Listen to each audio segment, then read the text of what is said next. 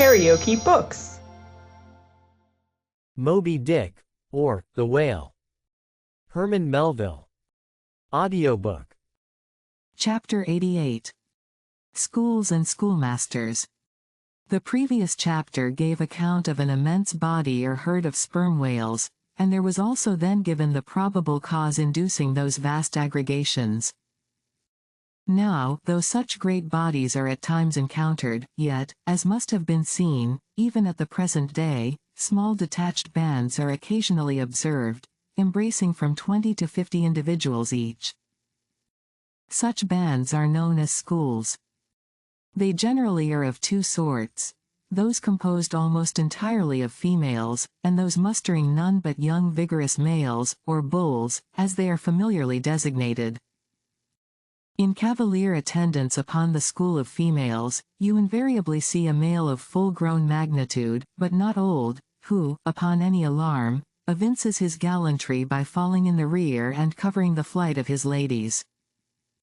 In truth, this gentleman is a luxurious ottoman, swimming about over the watery world, surroundingly accompanied by all the solaces and endearments of the harem. The contrast between this ottoman and his concubines is striking, because, while he is always of the largest leviathanic proportions, the ladies, even at full growth, are not more than 1/3 of the bulk of an average-sized male.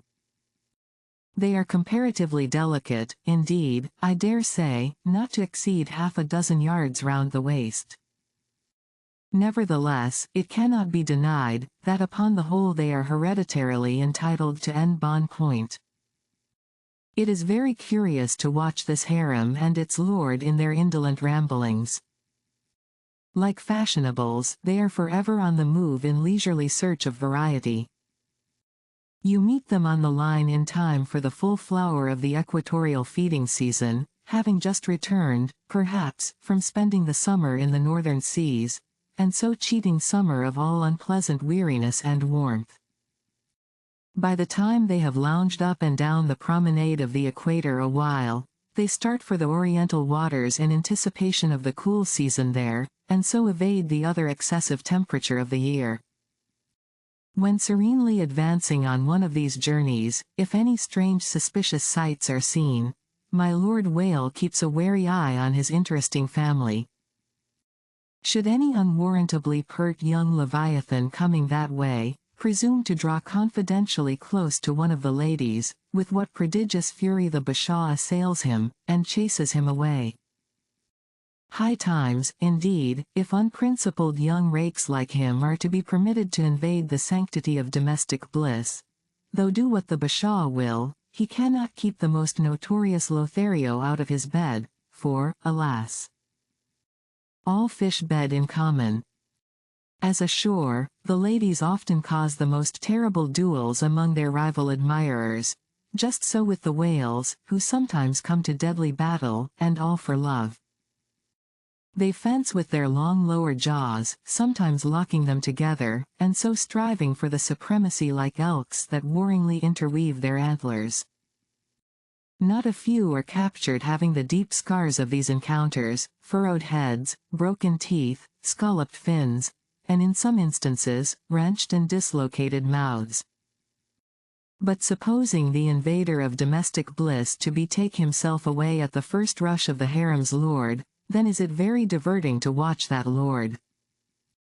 Gently he insinuates his vast bulk among them again and revels there a while, still in tantalizing vicinity to young Lothario, like pious Solomon devoutly worshipping among his 1,000 concubines. Granting other whales to be in sight, the fisherman will seldom give chase to one of these Grand Turks, for these Grand Turks are too lavish of their strength, and hence their unctuousness is small. As for the sons and the daughters they beget, why, those sons and daughters must take care of themselves, at least, with only the maternal help. For like certain other omnivorous roving lovers that might be named, my Lord Whale has no taste for the nursery, however much for the bower, and so, being a great traveler, he leaves his anonymous babies all over the world, every baby an exotic. In good time, nevertheless, as the ardor of youth declines, as years and dumps increase, as reflection lends her solemn pauses, in short, as a general lassitude overtakes the sated Turk. Then a love of ease and virtue supplants the love for maidens. Our Ottoman enters upon the impotent, repentant, admonitory stage of life, forswears, disbands the harem, and grown to an exemplary, sulky old soul, goes about all alone among the meridians and parallels saying his prayers, and warning each young Leviathan from his amorous errors. Now, as the harem of Wales is called by the fishermen a school, so is the lord and master of that school technically known as the schoolmaster. It is therefore not in strict character, however admirably satirical, that after going to school himself, he should then go abroad inculcating not what he learned there, but the folly of it. His title, schoolmaster, would very naturally seem derived from the name bestowed upon the harem itself, but some have surmised that the man who first thus entitled this sort of Ottoman whale, must have read the memoirs of Vidocq, and informed himself what sort of a country schoolmaster that famous Frenchman was in his younger days, and what was the nature of those occult lessons he inculcated into some of his pupils. The same secludedness and isolation to which the schoolmaster whale betakes himself in his advancing years, is true of all aged sperm whales. Almost universally, a lone whale, as a solitary leviathan is called, proves an ancient one. Like venerable moss-bearded Daniel Boone, he will have no one near him but nature herself, and her he takes to wife in the wilderness of waters, and the best of wives she is, though she keeps so many moody secrets.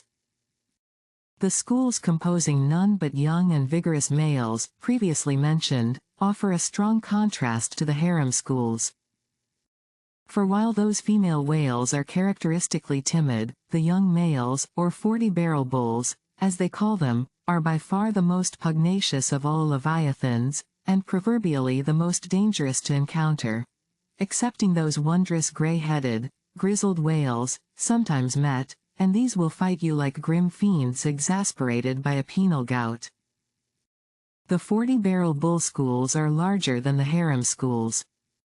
Like a mob of young collegians, they are full of fight, fun, and wickedness, tumbling round the world at such a reckless, rollicking rate, that no prudent underwriter would insure them any more than he would a riotous lad at Yale or Harvard.